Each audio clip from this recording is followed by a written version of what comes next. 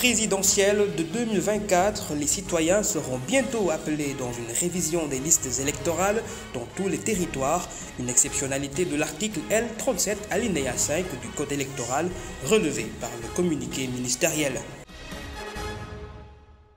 Yewwi Askan Wi face à la presse ce matin à l'ordre du jour, la conférence des leaders a passé au crible la gestion du gouvernement jugée nébuleuse.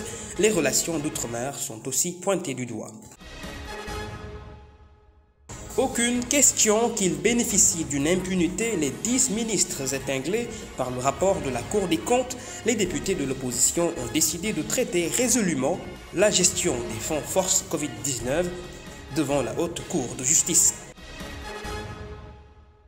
Magal de Porokhane, on est en moins de 24 heures du grand pèlerinage. Cette forte affluence des disciples de Cheikh Ahmadou Bamba est affiliée à une prise en charge par le comité d'organisation qui rassure l'effectivité des dispositifs. C'était les grands titres de cette édition. Tout de suite, le développement.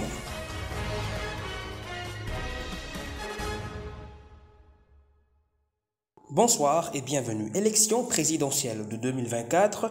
Le ministre de l'Intérieur du Sénégal informe aux citoyens qu'une révision exceptionnelle des listes électorales aura lieu en perspective. Celle-ci sera effective en conformité aux dispositions de l'article L37, alinéa 5 du Code électoral. Le communiqué précise aussi qu'en application de l'article susvisé, cette présente révision substituera la révision ordinaire qui devrait démarrer ce 1er février 2023. À cette date ultérieure, clarifie le communiqué, un décret ministériel sera pris et publié à la connaissance de tout citoyen sénégalais. Évoquons à présent cette actualité à la une de cette édition. La conférence des leaders de la coalition Yewwi Askan Wi s'est enfin réunie ce matin suite à un report de leur face-à-face avec la presse, un moment opportun de revisiter l'actualité, entre autres la gestion de l'État, les rapports bilatéraux, le point sur les faits brûlants avec ce commentaire signé Ibrahima Monsali. Suite au report de leur conférence de presse du lundi dernier, la coalition Yewwi Askan Wi est revenue au devant de la scène avec des questions d'actualité socio-politique du pays, qualifiant la procédure mise en place par le gouvernement du Sénégal comme une diversion. Attirer l'attention de tous les Sénégalais imbus de justice qui sont dans le combat pour redresser ce pays. Je leur demande de faire très attention. Car l'histoire politique du Sénégal retiendra que le président de la République, Macky Sall, est le plus grand spécialiste en matière d'allumage de contre-feu. Que ce rapport, il veut qu'on l'oublie. Il veut qu'il soit relégué au second plan. C'est pourquoi il allume des contre-feux. Nous devons nous focaliser sur l'essentiel.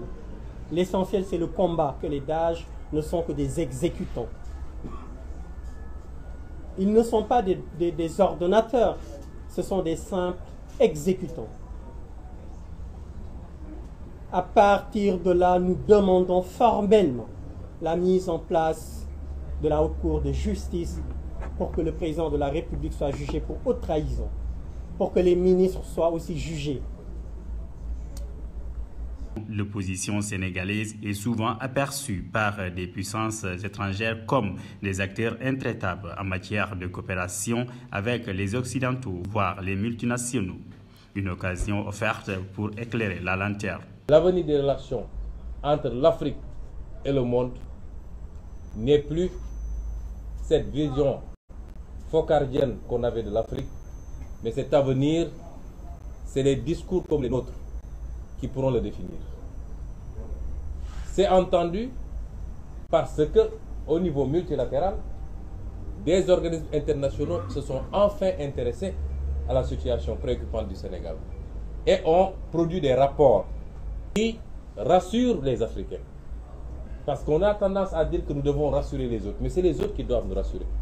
Parce que dans les relations que nous avons entretenues avec le reste du monde jusqu'à présent, l'Afrique a été la grande perdante. C'est ça la vérité. Et l'Afrique a plus besoin d'être rassurée que les partenaires ont compris son discours. Cette nouvelle génération, il est temps que le reste du monde comprenne qu'il a désormais affaire à des peuples majeurs. Tout de même, l'opposition est consciente sur les erreurs de malgouvernance et de gestion qui blanchissent les partenaires techniques et financiers.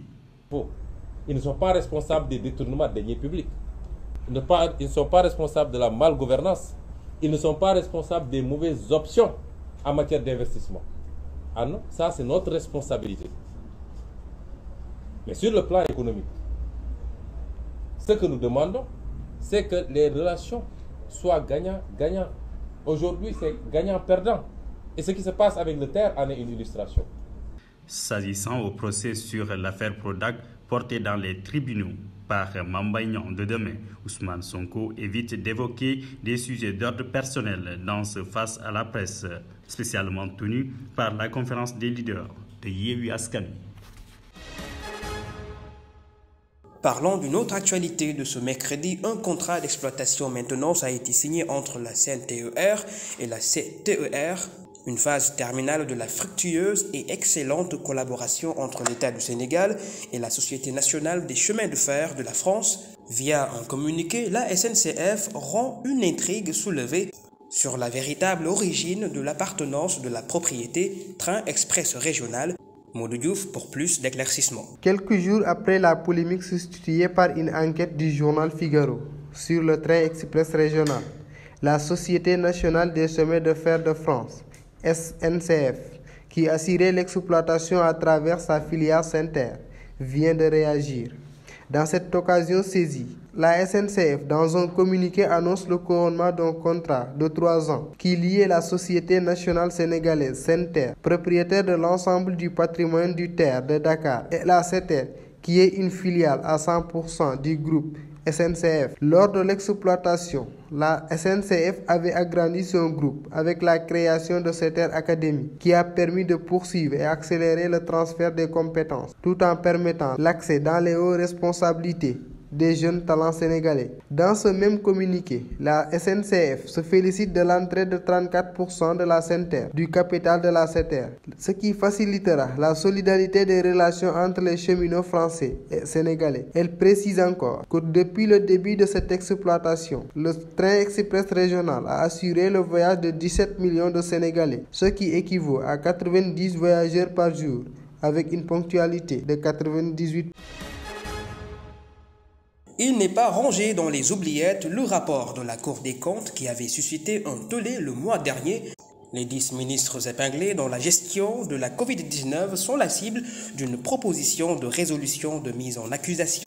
Devant la Haute Cour de justice, les députés de l'opposition, composés de 26, sont les principaux signataires de cette proposition, laquelle, dans une première phase, a été déposée auprès du président de l'Assemblée nationale, Amadou Mame Diop.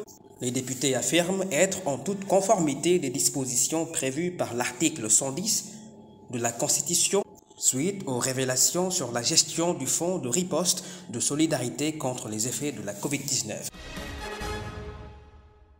Les commerçants du marché Dior et la mairie des Parcelles Assainies, toujours à couteau tiré, l'opération de déguerpissement et de désencombrement, bien qu'appréciée par les habitants, son inflexibilité irrite toujours les commerçants qui tenaient leurs étals. Regardons ce mobile de nos reporters Modou Diouf et Ibrahima Moussali. Nous ne sommes pas des Guinéens, ni des Burkinabés. Nous sommes des Sénégalais. Ils sont venus ici arrêter nos amis, même pas 24 heures, ils les ont déférés. Leurs actes étaient ignobles, les policiers. Ce qu'ils ont fait hier, c'était comme un crime. Ils ont détruit des centaines de millions de nos bagages. Ils ont tout détruit de leur passage. Ils étaient là hier à bord d'un camion.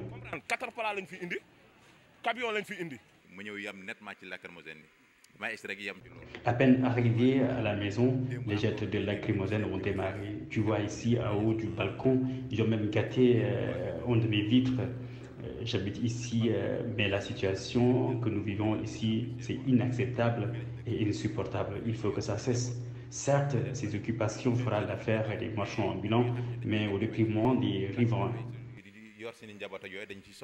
Nous apprécions à sa juste valeur la réaction du maire, Djamil Sané, puisque lors de sa récente déclaration, il a dit que c'est une demande sociale.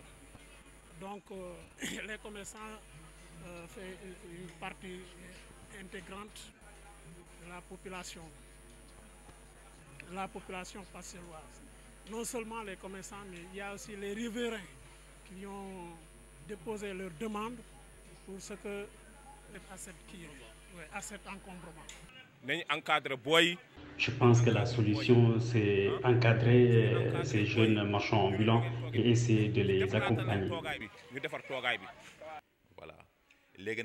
Nous demandons à l'État de poursuivre cette politique de désencombrement et qu'ils ont suivi, sinon ils vont revenir encore ici, ça sera pire. Ce n'est pas évident de voir ces genres de choses ici dans le marché Nioro. Nous devons aller autour d'une table, discuter sur comment disposer les marchands commerçants, les marchands ambulants. Oui, c'est ça. Avec le maire, j'espère qu'une solution soit trouvée pour revenir donc à cet apaisement au calme. Je l'annonçais dans les grands titres de ce journal, un hommage sera rendu à Sokhna Diarra Bousso, mère de Cheikh Ahmadou Bamba, fondateur du mouridisme, demain, jour du grand Magal de Porokhane. Nioro du Rip est le réceptacle et le lieu saint du pèlerinage. Les milliers de disciples qui convergent trouveront un important cadre organisationnel et multisectoriel. Les détails, c'est avec Ibrahim Monsali. Tout est au beau fixe, du moins en ce qui concerne le comité d'organisation assigné à des directives et d'orientation pour une bonne marche du Magal de Porokhane. Le lieu saint de Nioro du Rip, dans le département de Kaolack, commence à accueillir ses tout premiers pèlerins qui viendront par milliers d'ici demain. Jour officiel, hommage à Sokhna Mame Diarra Bousso.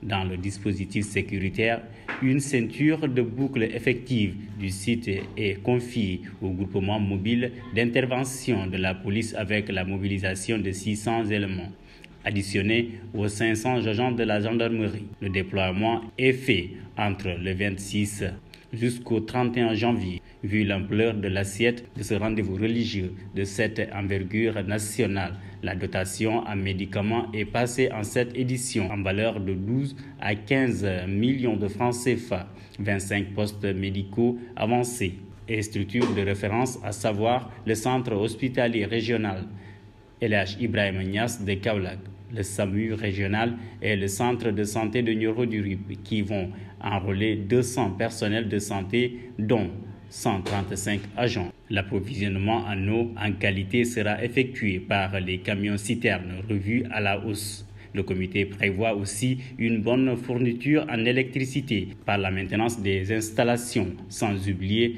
l'assainissement de la cité et l'intervention de l'unité de coordination de gestion des déchets solides. Le réseau de télécommunications ne sera pas en reste pour une prise en charge optimale selon le gouverneur de la région de Kaolack. Le comité d'organisation se montre satisfait des bonnes dispositions élaborées de concert avec les différents services déconcentrés de l'État pour la réussite du Magal.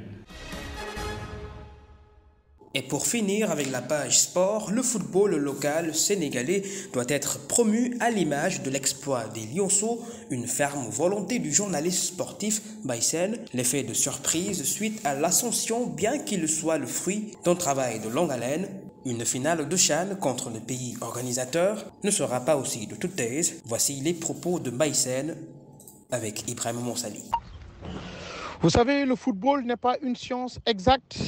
On a beau dire notre championnat local n'est pas un championnat professionnel comme on le dit, mais on a vu une très bonne sélection qui est arrivée en finale de la Coupe d'Afrique des Nations, locale bien sûr. Ce qu'il faut retenir, c'est que au retour de cette campagne, il faudrait vraiment que les autorités du football, que ce soit la fédération dans sa globalité, sachent qu'il faut vraiment mettre les moyens pour permettre aux jeunes de se développer et pourquoi pas devenir le réservoir de l'équipe première. Concernant les attentes des Sénégalais pour la finale face à l'Algérie, c'est une finale. Je rappelle que les Algériens sont favoris car ils jouent à domicile. Mais une finale restera une finale, c'est un match. Et le public sera du côté algérien, mais je vois la détermination, l'envie et surtout l'abnégation des jeunes locaux qui ont démontré ça depuis le début de cette campagne. On peut garder espoir, mais comme je le dis, une finale restera toujours une finale. C'est la fin de ce journal. Merci de l'avoir suivi. Je vous souhaite de passer une excellente nuit. Sénégal.